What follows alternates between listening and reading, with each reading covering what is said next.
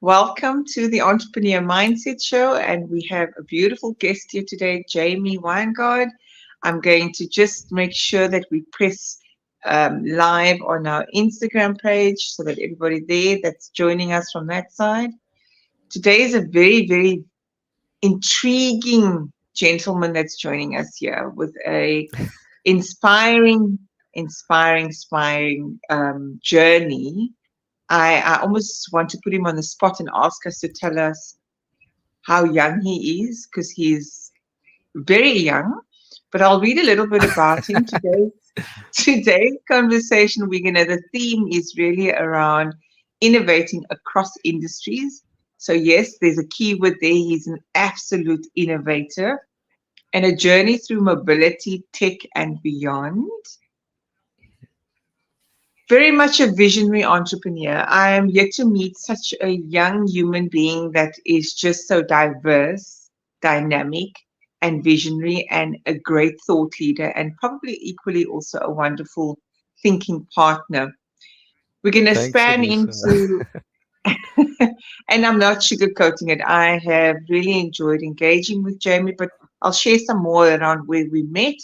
We're going to dive into his remarkable journey, which is spanning biotechnology, media, fintech, and his current focus on revolutionizing the mobility industry as CXO of Loop. And we're going to discover how Loop Taxi is reshaping commuter experiences. And that's not all, and also driving social impact. Jamie will share insights into agile business validation techniques. As we said, he's dynamic, the power of design thinking, and his passion for entrepreneurship. Then we're going to learn about some of his ventures like Phoenix. I'm very keen to hear about that, and Bettr.app or Bettr.app. I don't know if that's how you say it, and their impactful contributions to society.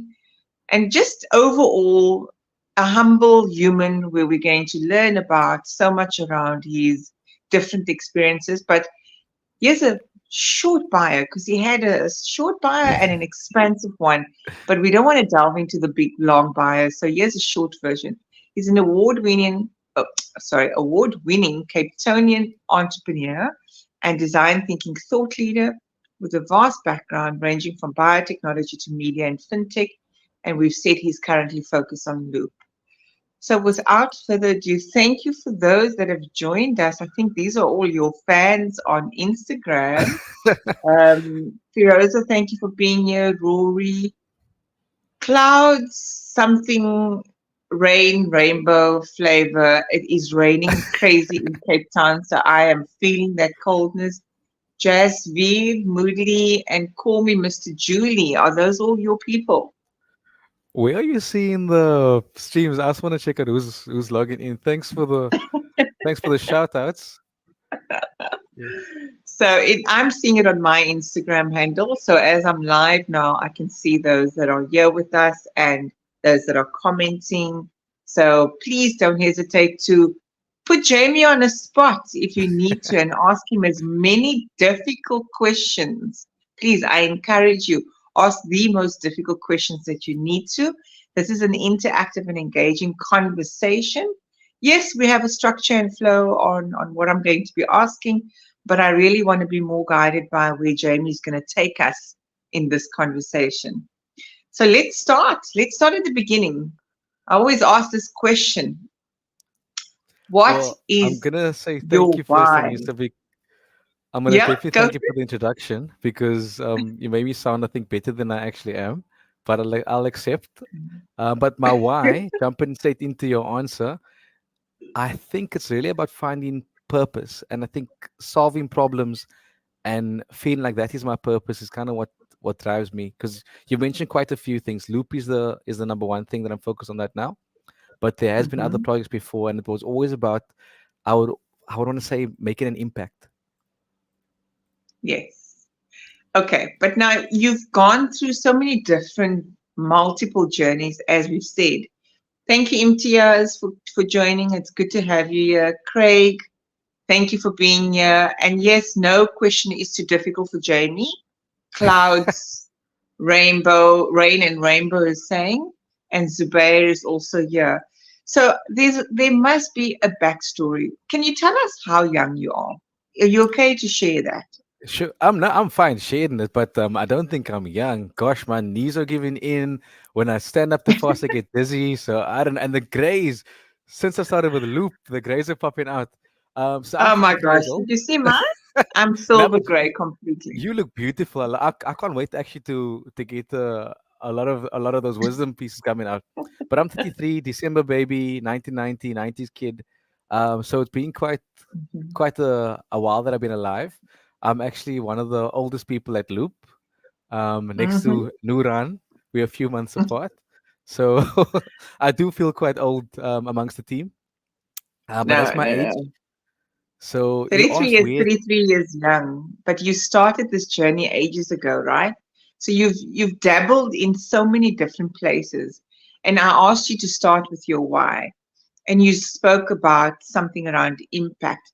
Now you've dabbled in so many diverse industries, but there must be one unique purpose that has Mm. led you to do the work that you're doing today. And I want the audience here to hear that backstory. So not to give us the what the politically correct answer is. I really want you to, yeah, get the jacket off if you need to.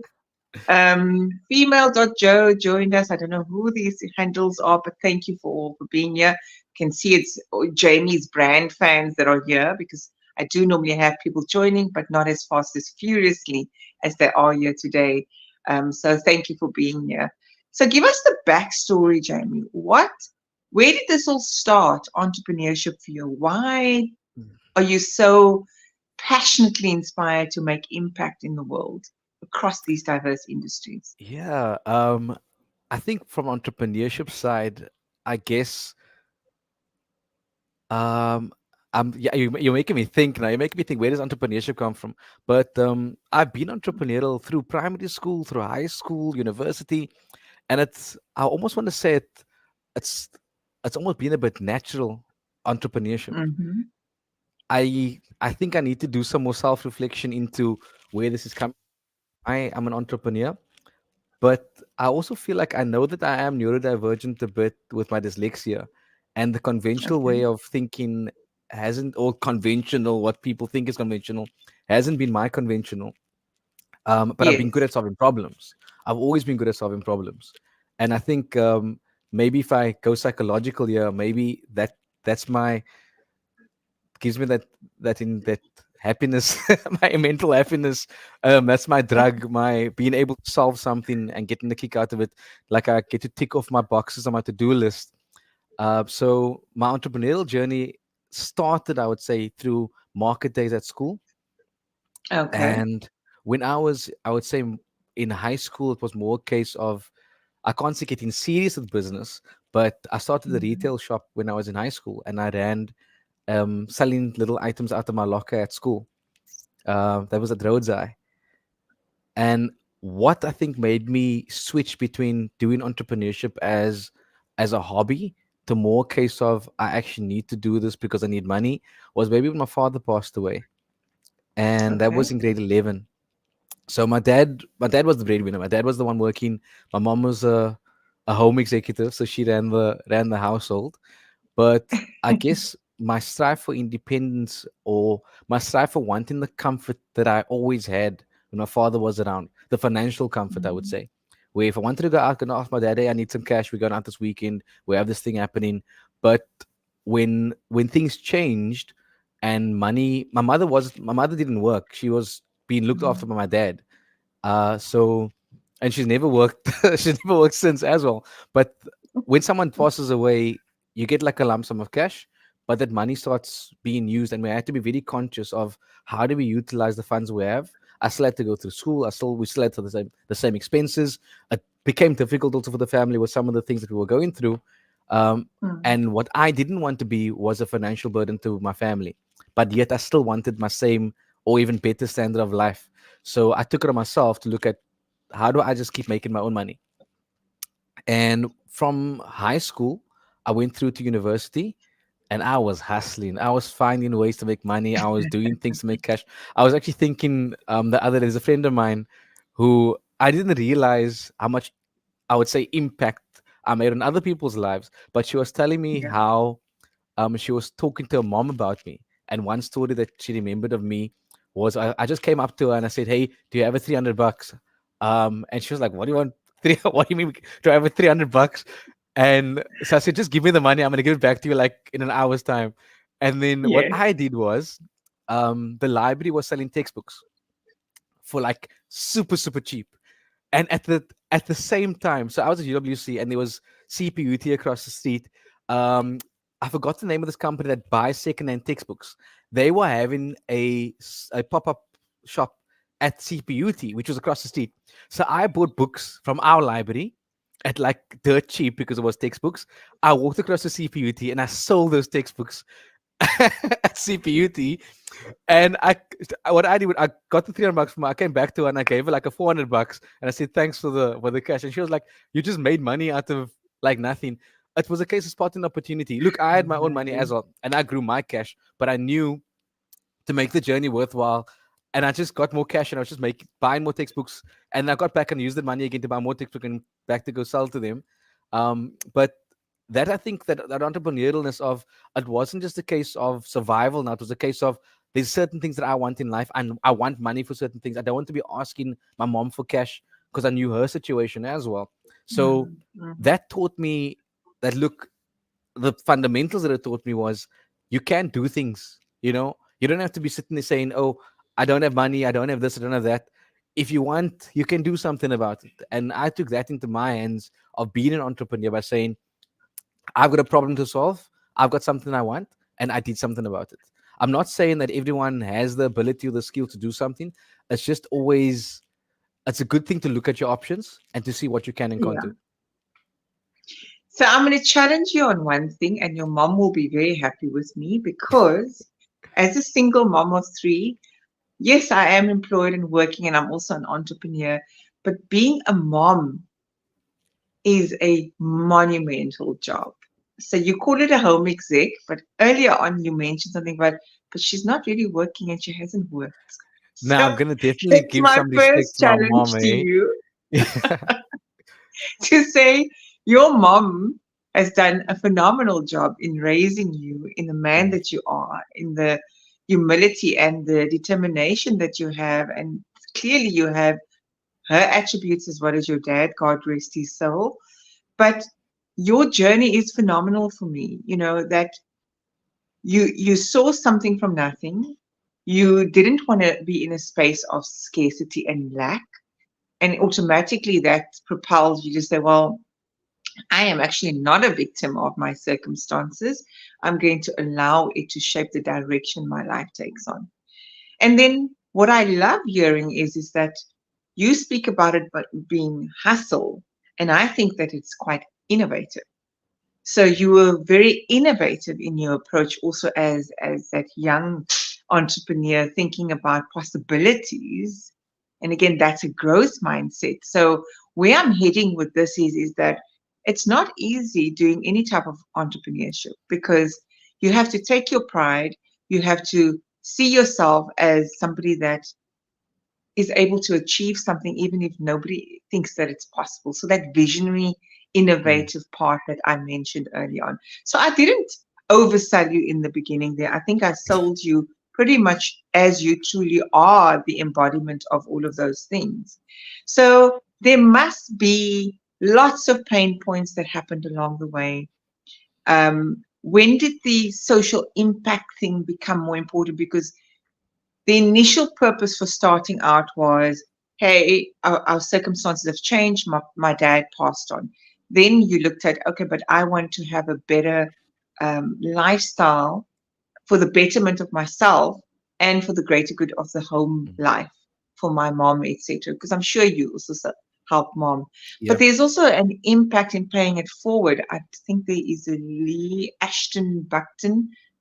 I hope I said that correct. Thank you for All joining the way from us. America. Thank you, Lee. Thank you for Yeah. joining, Lee. So tell us, when did the elements of social impact play a role? Because I have seen you in action more recently at Africa Tech. And for those that don't know, I know Jamie through the entrepreneurial program that we run through Level Up, which is sponsored by RCS Financial Services and BNP Paribas.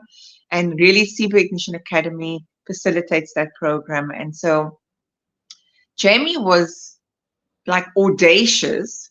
He was invited to Africa Tech, comes along to the tech festival, and we sponsored the ticket to Jamie, but Jamie brought this entourage with him very boldly and these were youth, if I'm not mistaken. And there was this need to just pay it forward to these individuals as well, knowing probably you've experienced similar pain points in your journey. So tell us about that. What has this meant for you in paying it forward to youth based on those pain points that you Now might you have encountered? you spot on there, Anissa. Definitely. My feels towards that is really having empathy because I always Mhm. think of things. I was part of an organization called Teen Entrepreneur, so just definitely a shout out to them. And what I realized, if I knew now what I knew Yes, 10 years, like if I could know 10 years ago what I knew now, where would yes. I have been today? So if I can bring people along to things that can experience what I'm experiencing, that can go through what I'm going, like not on the bad side, but on the good side of getting opportunities or access to opportunities that I never had when I was growing up, how much more could that inspire me? And Hmm. that's where a lot of things comes in because I knew where I was, and it doesn't mean that I didn't get help. It's a case of Yes. the help really helped. So how can I be more of a help to other people? And sometimes I think maybe a challenge I would say to everyone else that's listening is that doesn't actually matter how small. Sometimes just having somebody with you at an event, just to expose to them what's going on. Like Tech Week is a big event.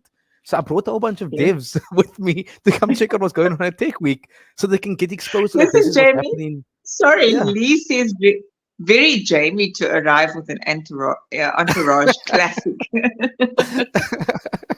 No, it was the sake of equal opportunity, I would say, of giving people the Yes. chance to get exposed to certain things. Because I feel as much as you can think of ideas in isolation, when you get exposed to other people, other networks, other situations, it can spark inspiration. And I think that's Yeah. really something that it's so simple to do, to invite someone to an event and you never know where it's going to go to from there. Yeah. And So this was stretching them out of their depth because the devs are sitting behind the scene. And I saw yes. you in action with them, and it was beautiful to witness it. Seeing how you mentoring and enabling them to feel empowered to go and have conversations and spread the word about Loop. It was encouraging to witness. There was this zest for life and you encouraged them so much so that they were eager to go and do the walks. They even congregated around the tables to come up with a strategy. And I saw that as just absolutely amazing to witness, Jamie. I didn't know that we were So being thank you for that. observed, but thanks, Yes, Anissa, I am an for checking observer. us out and watching. I think that is a case of your role, I guess. You watch and you give that deep insight. Some year for that. Thanks for that. But thanks for the commentary on how we've dealt and conducted ourselves at the event as well. I'll pass it on to the Yes, team. Yeah. I'm sure they're going to hear this. And also, Lee is saying, thank you guys for sharing great knowledge. I think the knowledge is definitely valuable from my guest here today. So I want to know, give me some more dirt around those pain points as entrepreneurs, what you've experienced across maybe multiple industries and even now within the Mm, current one that you are spearheading at Loop. yeah. What I are think one those? one big thing as an entrepreneur is dealing with people that are not entrepreneurs. And being an entrepreneur, I think it can be an easily self-inflicted title, and I say inflicted because it's not always a good thing to be an entrepreneur. But what people also need to understand that are not entrepreneurial, especially I would say growing up in communities where you expected to just go study and get a job and that's your life, and growing up with other Mm-hmm. people whose roles in society is to, I know, I just go get the job, I work by this corporate, and I live my life. Whereas with entrepreneurs, I think a lot of entrepreneurs struggle to be able to just do what everyone else is doing. I see Mm-hmm. Imtiaz's comment also, the taxis. Thanks Imtiaz, shout out to Imtiaz. And I think, and I was just thinking of Imtiaz now. A lot of times I tell Imtiaz, look, people are people and people behave differently and people receive things differently. Just as entrepreneurs deal with things differently, and I often have to even say to him, Imtiaz even tells me, not everybody works like us, Jamie. And I know that because one big challenge as an entrepreneur was also looking at who do you have as a team. And in the early stages of entrepreneurship, when you start not your business, it's difficult because you assume all the roles, and sometimes you Yes. can't help it. You are the accountant, you are the social media, you are developing the product, you are on the ground speaking to a customer. So that's one big pain point as an entrepreneur, of taking on all of this work yourself. And what I've learned, however, as an entrepreneur, is also find people that can be as equally as passionate as you, that has that entrepreneurial mindset to be able to take problems Mhm. and assume the role as well. And I feel I'm super grateful to have Imtiaz Riley as a partner with Loop, and I'm glad that he invited me to join the Loop team to work on Loop together, so we can Yeah. build together, because we know that we're not good at everything as much as people try to be, or entrepreneurs try to seem. um, you can't be good at everything, not because you're not good at everything, but more a situation of there's someone else out there that can do it better than you. And if you want your business to Mm. grow, get those people that can do it better than you to do that job. So one big point in Okay. entrepreneurship, I would say, is the mindset of people around you that are not entrepreneurs Mm. and their viewpoint towards you, and then also the people that you get onto your team, as a pain point of getting the right people in your team and in your corner. Yeah. Yeah. Okay, so I also I wanted to latch onto a few things. You know, you've said that this journey was all about leading with empathy. You are, a subject matter expert in design thinking, which also is around designing a product or service that is in line with an empathetic stance or standpoint. Um, you haven't mentioned this part for me, which is a pain point for me with many entrepreneurs that I coach, is that they get stuck in a low fixed mindset, which is also they can be constrained by and hinders them to achieve the success that they need to, because they're sitting in that fixed, why is this happening, victim Ah, consciousness instead of, mm. So that's the one I'm thing. sorry that that's not a pain point for me, because I almost flip it around and say, what is this opportunity that I'm getting? So if I get into a situation where I become a victim, it's more of how do Yes. I take this and how do I solve this? This It's more a case of looking at Wonderful. what is my situation and not saying why is this happening to me. It's more a case of, like, thank you that this is happening to me, because now I can solve it. Now I've got something to do. Now I've got a situation to change. And it's more the nice way of saying it is not why is this happening to me, why is this happening for me. For me. So Yes. yes, now I can look at what more to do. So I've never, look, I can't say never. We also human yet. We get emotional. But Mhm. when problems come Mhm. our way, it's sometimes accepting the problem, and then saying, Yes. how is this an opportunity? Because the base of entrepreneurship is people are paying you technically to solve their problems. So if you've encountered the problem yourself, there's a very high chance that you can turn it into a business, because other people might have exactly the same problem and that have solved it and figure out how to solve it. So I know that's a pain point for a lot of people, but flip it around, man. Look at what you can do about it, and not just sulk about it. I know it's difficult; it's easier said than done. But if you first look at understanding the problem, break down your problem. This is what I speak to my devs about as well. Before someone tells you, "Oh, change this feature, do that thing," you first need to understand what is the problem. And I had a meeting with him today about this, where I said, "Ask 3 questions. What is the problem? Right? Why Mhm. is this a problem? And what is the expected outcome you want when this is solved?" And I think that's the three fundamentals. I know this was spoken to Absolutely. my devs, but you can use that in any situation. If you Everywhere. encounter a problem with any client, with any situation, why, what is this problem, like, whatever the thing is. And when you start digging deep and you ask why, sometimes the solution you initially had wasn't the right solution for the problem. Sometimes the solution you Yes. think of is just a plaster.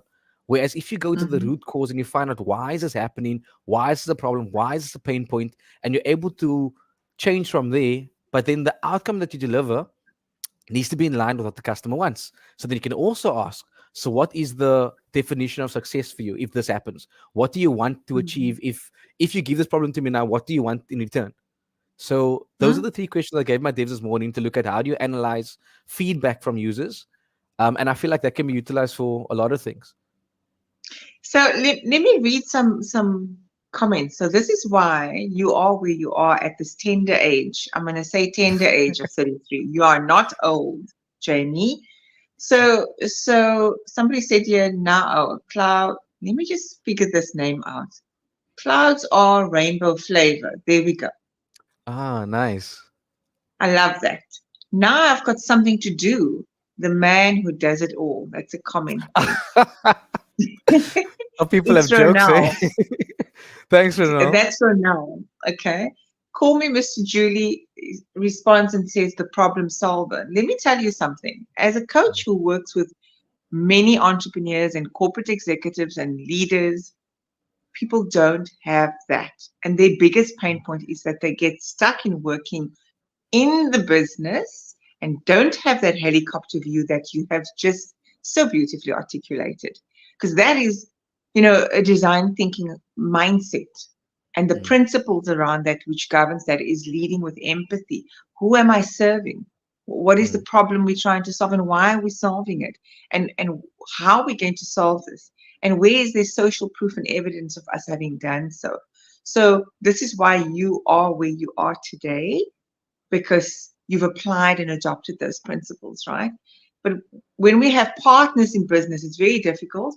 And when we have suppliers and teams you've highlighted, if they're not there yet, and I say yet because I see unlimited and uncapped potential in everyone, it's for us as leaders to cultivate the environment and the culture, which you are doing already from the sounds of it. You're bringing people alongside you. So, again, that takes great leadership skills. We're going to delve into the next part of our segment. Support is always necessary. And I mean, support you have in the form of programs like the Ignition Academy Level Up. There's other type of accelerator programs that you've been on. Support could be events like Africa Tech to get the brand out there. But what support is lacking and what do you think is needed specifically for entrepreneurs, founders, or just businesses overall? So that's a interesting question because Hmm. different kinds of people, entrepreneurs need different kinds of support, and I actually Yeah. feel that that is one that's where it should start. That just like design thinking works on having empathy for your client, you also need to have Hmm. empathy for yourself and realize what do you actually need.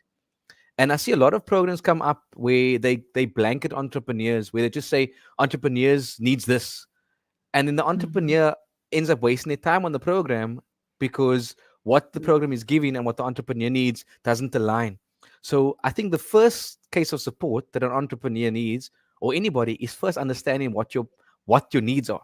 And the first way of understanding what your needs are is first understanding who you are and where are you lacking? What skills do you have? Sure. What skills do you need to refine? What skills do you need to develop? So that's my first take on things. If I look at things for myself specifically, if I do that self reflection and analysis, what I've chosen is to take on support in areas that I know I have an idea about that has worked for me. For instance, Hmm. I know that I do well at events, for instance. So the kind of support I would ask is, hey, level up, get me involved in more events. Because then I know I'm able Yes. to thrive and I don't have to spend time trying to find events and not focusing on work, where I can just ask you guys, hey, is there any events you guys are attending? Can I join in? And And that's come with more a the case of entourage. yeah, yeah. But that's more because I value networks and I value growth by opportunity. And I also know that my skill is by physically engaging and utilizing my energy and my things to get people involved or to more more so I say the reason why I like attending events is to hear what other people have to say about certain things and bringing that to me. So like how can I make use of this information? Um thanks Tabang. Cool for jumping in also. I'm seeing the links here. Yeah. Um, Yeah. but when it comes to support, the first, like when I used to do business development, the first thing people tell me is I need money. And my Yeah. question is, what do you need money for? Let's start there. Let's start. Yes. What is this money for? And I'm just gonna jump onto this. Another thing I told my devs today was break down your needs, break down your to-dos, break down this big task, and break it up Mm-hmm. into side quests. And the thing is, when it comes to people um, needing support, when you start breaking down your needs into small things, you can start delegating, you can start understanding Sure. your role better, you can start understanding the task better, and there's more ways to get things done when you understand what needs to get done. So instead of saying I need money, if I bring it back to that, you can say this is what I need money for. And now that you've listed what you need money for, and you can actually say, actually, I don't I don't need money for this. I need a person to do this. I don't need Mm. money for this. I need this to happen. And based on how much money you need, you can also look at what I always ask is what can you do now? So if you need a million Mm. rand, what can you do now to get a 10 rand, to get a 20 rand, to get a 50 rand, to build up to that million? And that's the case of working with that plan. So if it means I have a certain skill set that I can use now to build up to get my million rand for the other things that I need, or I only need 50,000 rand because I realize that the other portion of that million I can just delegate towards having skills involved in this process. And you Sure. and most often to not, when people ask for a lot of money and they break down the budget, it might be a case of they either needed more money or they needed less money. But if you can't say what you need the money for or what you need that support for, you digging yourself a hole really. When I was doing things at UWC with the entrepreneurship department, and it was very interesting for me, even just doing this kind of study with myself. But we would have different entrepreneurship leaders, and different people behave differently with how they dealt with their groups. My group, when people came for money, I would say, let's look at what you can do yourself, because when you get funding, that funding just gets spent.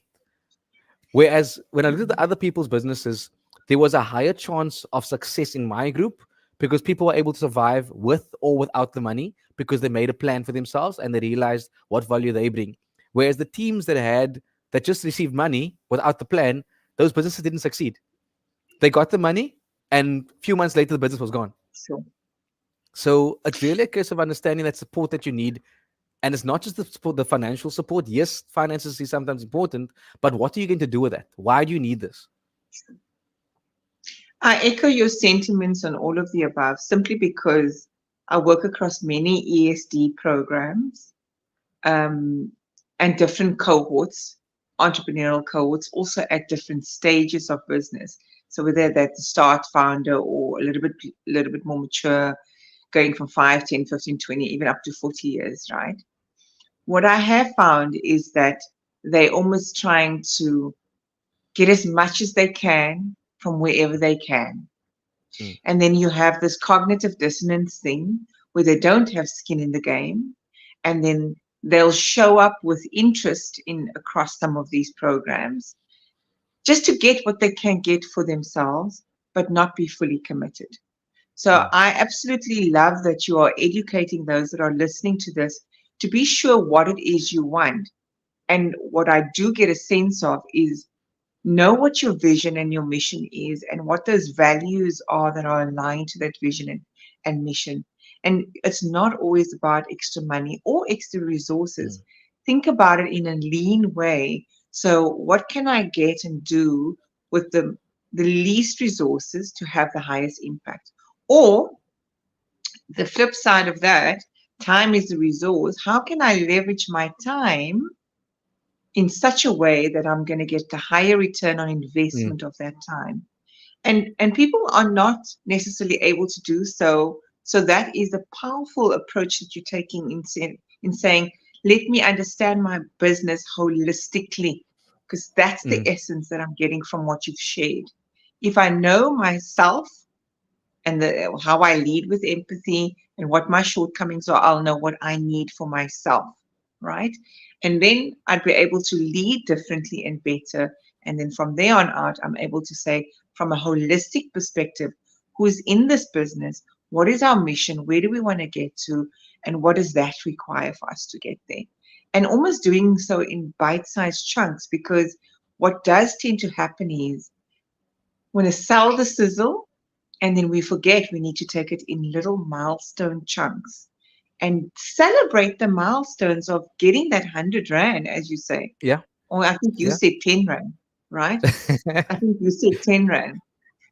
So, I mean, I just want to again acknowledge Instagram is busy here today. So I think you're going to have to come and co-host with me going forward because you clearly are very popular on Insta. Extraordinary Nero joined. Thank you for being here.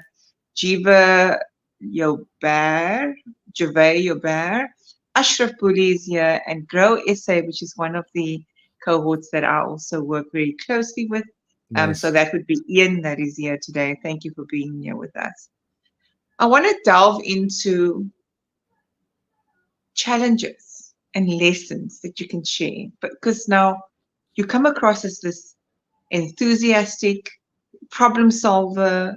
You are definitely operating at a different level of consciousness to most entrepreneurs and especially to most young people at the tender age of 33. I'm going to keep on saying that so you can be reminded that you are young, Jamie.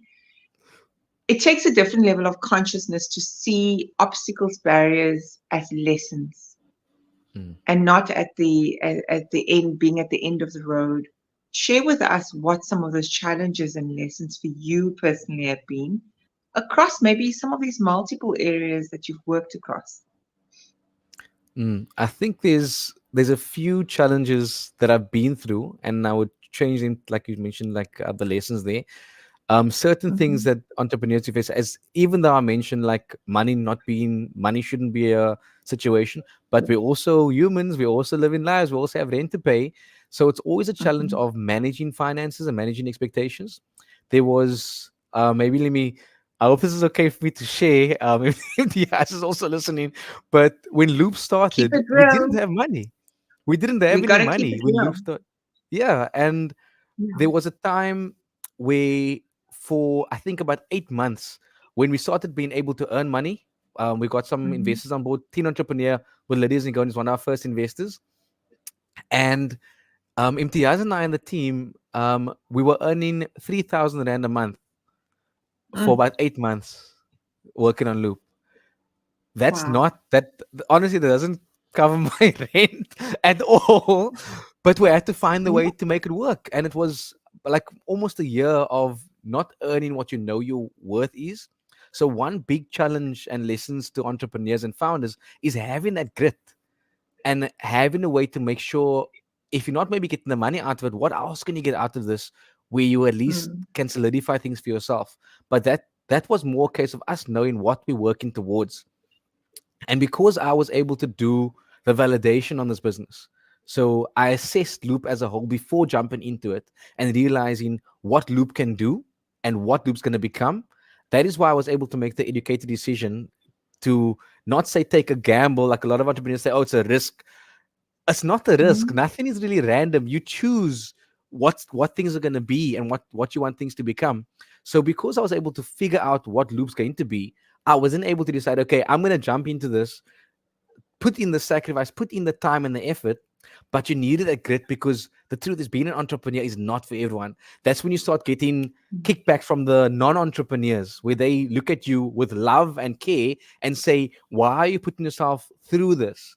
You're working overtime, you're working odd hours, you have no time for your friends or your family, but they're asking you this because they care about you. When you get even a situation where my mother would say, why didn't you get a real job? Because she can see oh what my I'm gosh. Yes. used to earning when I wasn't working with Loop. Not that I'm saying this is a Loop situation, but it's a situation of running a startup where people will look at Yes. you, they care about you and say, why don't you get the real job? You're so talented, you're so amazing, you're so all of this. But because they don't see the vision that you see, they don't see what you see in this. And it's sometimes difficult to have to articulate to people when they know, look, you can just get the job and you get paid your 100,000 Rand a month and you can live in comfort or whatever. Whereas Yeah. when you're building a business, that 100,000 Rand is not a lot of money in the bigger scale of things. There's a chance here for Mm, you to earn millions a month. And that's what I saw. And that's why I kept working. And that's why I didn't mind getting the 3,000 Rand a month that mm. barely scraped us by, you know? So I think the But big also, challenge here you're is doing it. You're doing it for the greater good of.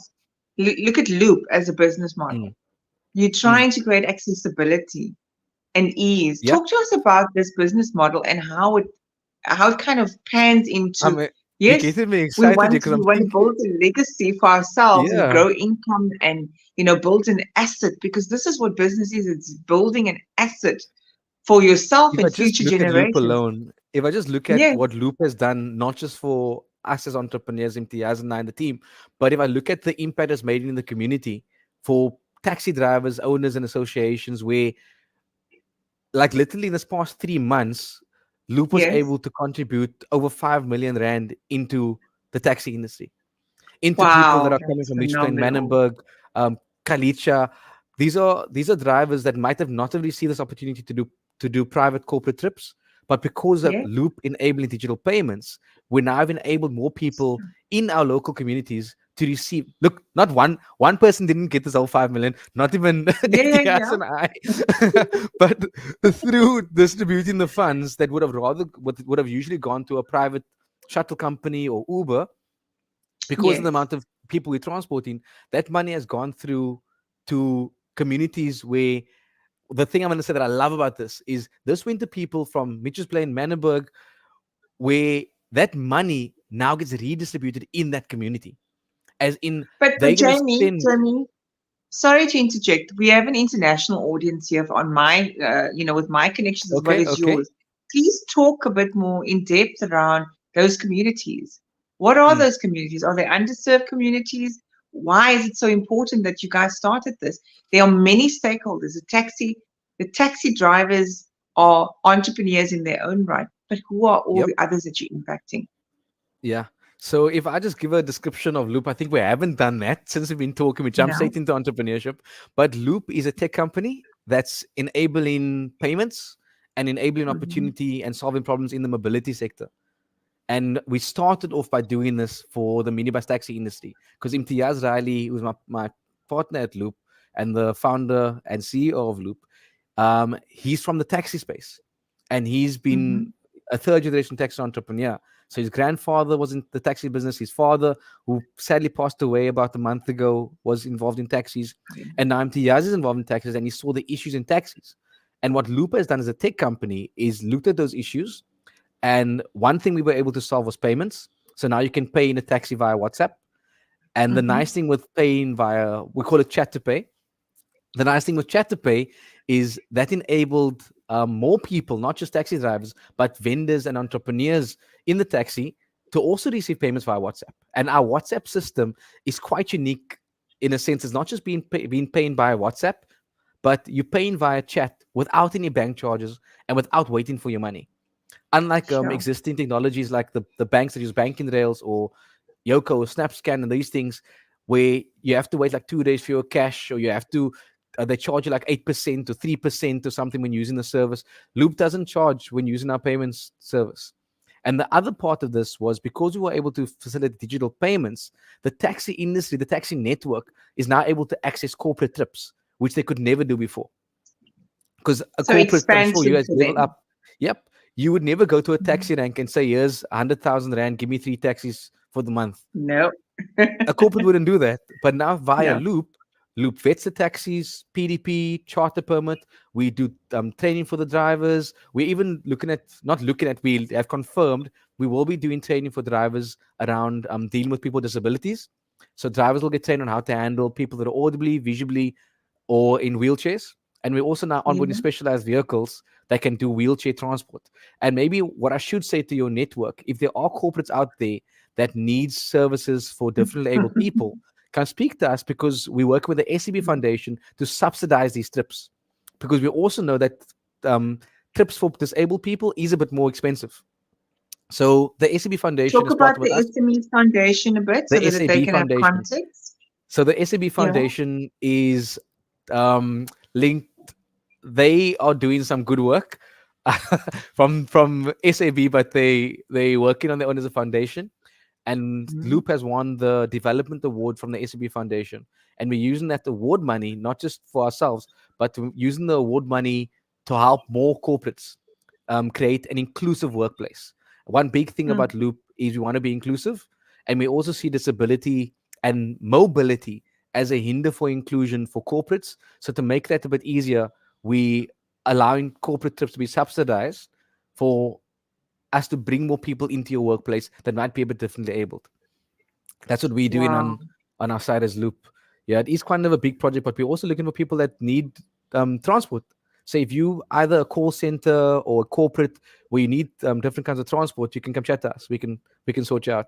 So the tech that we built on Loop isn't just the payment side, but we've also built tech that can group your staff, so we can put them into different vehicle classes, and we also know where to send them. So the software groups your team, gets into the addresses and areas. We then also automatically assign a driver based on the areas they go into. And the way we do the assignment of drivers is based on the driver's ability to navigate that area. And it's usually a case of assigning the right appropriate driver to the appropriate trip. So if you go into Mitchell's Plain, we use a Mitchell's Plain driver. If you go into Hmm. Goodwood, we use a driver from that side of the world, so that it fits in with the driver Sure. knowing the area. And it also stops the issue. We know the perception of taxi violence and taxi fighting, and there has been an Yeah. issue of people fighting over trips and routes. So one way to at least ease that is by assigning the right routes to the right drivers. Yeah. Okay. Wow. So it sounds like there's a couple of systemic issues that you're also solving. Mm. It's eliminating crime, even. From Yeah. from the sounds of it, fraud that possibly happens. Mm. Um, you creating accessibility for those differently abled people. Mm. Not only within corporates, I think just the end user consumer that are using the service. And then Mhm. equally, you're making it easier for these, uh, what do you call them? The passengers don't Yeah, need to the carry commuters. money, the That's a big commuters. that's a big thing, eh? That's a big thing for commuters, because if you come Yes. to Cape Town Station any day, 3 o'clock, 4 o'clock, if you show up now at Cape Town Station, there is a line at the ATMs. They stand in the line at the ATMs because someone's playing Pac-Man on the Capitic machine. You can stand in that Mm, line to go stand in another line to take a taxi. Then you give the taxi driver cash money because that's what they're accepting. They then pay their boss cash money. That boss must go pay off that vehicle. So they must go take that money at the end of the week and go stand in another line to go put the money back mm, into the bank. mm.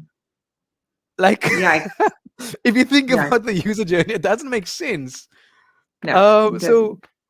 at Loop, we just So looked at so what's well actually done. going I on. mean, kudos Yeah. kudos to you and MTS for really applying a proper design thinking mindset and principle in your business model.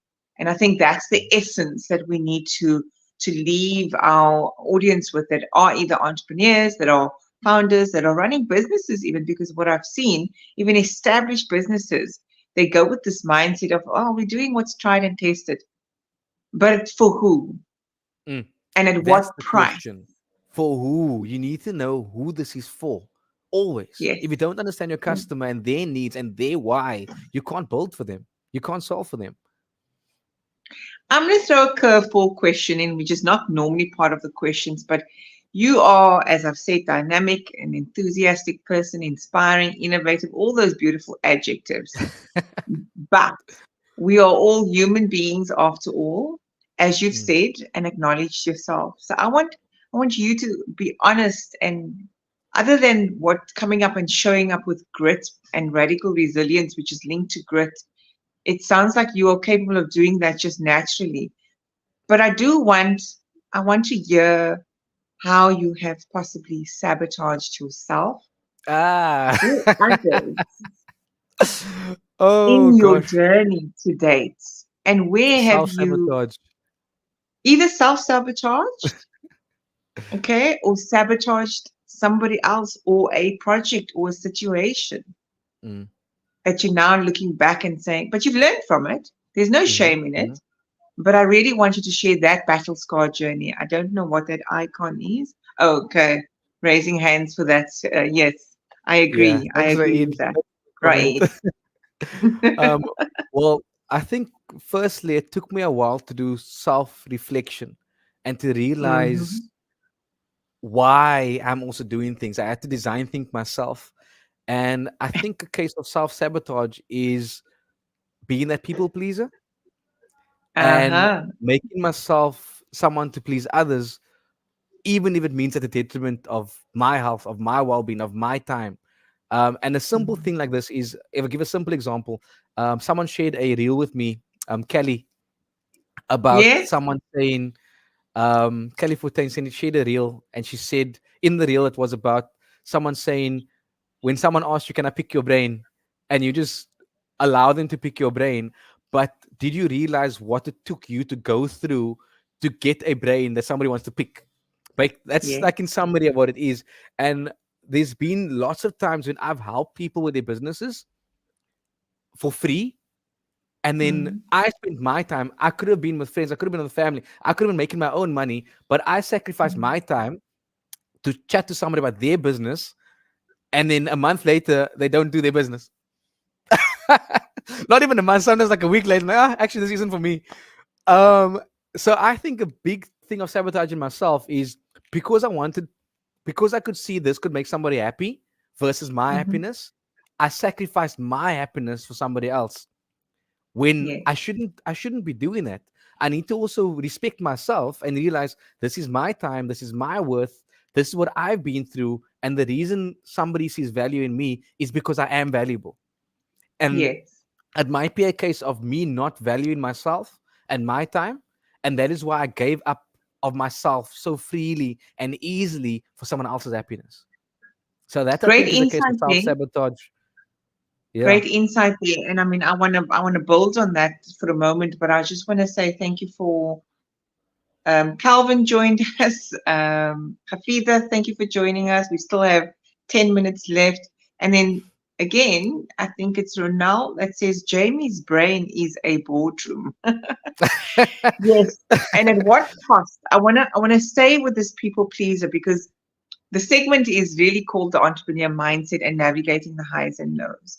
And why I brought this curveball question in around self-sabotage is because pleaser is actually a saboteur that can derail us from our purpose, right?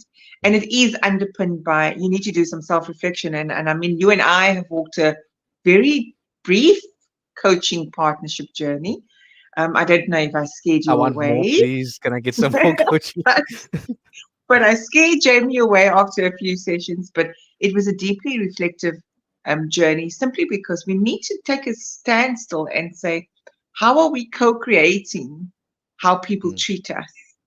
And how are we co creating the environment that does not reciprocate because we are always the ones stepping up and the go to people, which we mm, need to be mindful of because that is the one thing that can constrain us. And you use the words investment versus spending my time. And that very much is if I'm spending my time, I need to be discerning and saying, I have set aside 20% of my time for pay it forward type of mm, support, initiative, guidance.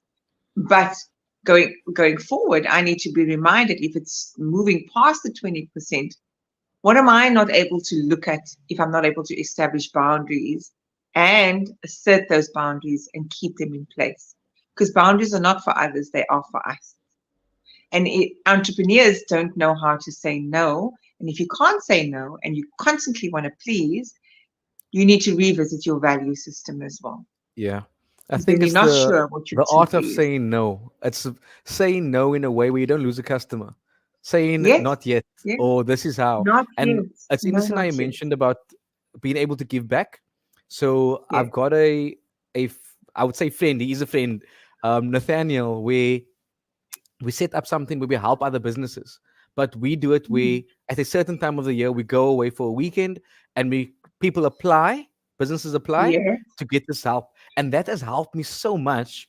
When someone asks me, "Hey, can you help me with my business?" I say, "Okay, just apply to this link, give me the information you need to get help with, Beautiful. and as a group we will select businesses to help." Now the nice thing there is it now separates me saying no, I can't help you, to you put in as as a person that wants to help, put in the effort and apply. If you're not serious in applying, then I know I would have wasted my time. And whereas before I would have Absolutely. just said, "Oh yes, let me help you." Now you put your information on this application form, you tell us why you need help and why we should be helping you, and then we help. And I think that's a very nice way, not for me to. And what I like about this is I don't like people feeling like it's a people pleaser. I don't want to say no. I don't want to look bad. I don't want my brand to look like I don't want to help you. So doing it this way separates the people that's just gonna, I don't want to call them time wasters, but the people that are not serious enough in their business. So like you mentioned about the what you give and what you get. Reciprocate. Recipro- Yes. my tongue's gonna get twisted there. It's a situation of them have, like, as much as they want me to respect them and their idea, they also need to respect me and my time and my wealth. Agree. So Agree. if they can put in the effort to apply, at least it gives them, it filters that. I'm telling you now, just that process filters so many people. Mm. 'Cause then it shows how much time I would have wasted. Agreed, agreed. I mean, and I'm a recovering people pleaser myself, and I've had to learn to be discerning around. In fact, my daughter, who's Mm, 14, is very entrepreneurial. She said to me one day, you are always helping people and being there to consult and support. You need to start charging for it, Mom. So, mm, mm, so she is very much knowing time and investment of time is my worth and my value, and it mm. can't always come for free. Yeah, We're heading into the final 4 minutes. Can you believe time has gone by so quickly in this yeah, I went so conversation? fast. So we have 4 minutes remaining. What's the vision for the future? Where do you want to Well, take this? I definitely see the vision for Loop, first of all, because that's top of mind now. And just touching base on a few things that you've mentioned, where I can see things happening here is what I'm trying to do now with Loop is to grow more people with the mindset of Imtiaz and I, that entrepreneurial mindset. How do we look at Hmm. problems? How do we work together as a team? How do you identify what you're able to do? So right now, I'm busy working on a course that I can give to my team, my staff, around design thinking, around problem solving, around even dealing with conflict and communication within the team. Because if I can Yeah, build more me's, not that I think I'm amazing, but if I can build more me's, it means that I can delegate more tasks that I know can be done the way I like things to be done. I'm not saying my way is the right way, but it's easier for yeah, me to work in ways in a language I understand. I think a sure, language might be the best way to articulate this. If I can teach more people to speak my language, it's easier for me to work with them and for them to work with me and for them to work with each other. The same like with coding, you can't, one can't be coding in Java, one in Python. Technically you kind of can, but if the languages are different, your app isn't going to work, your program's not going to run properly. So if we can yeah. just get aligned in communication and working towards how do we work, how do we write the report, how do we ask questions, so that I think in the future is building that foundation of how do we run our business. So if you're part of Mm. this team, this is what we do.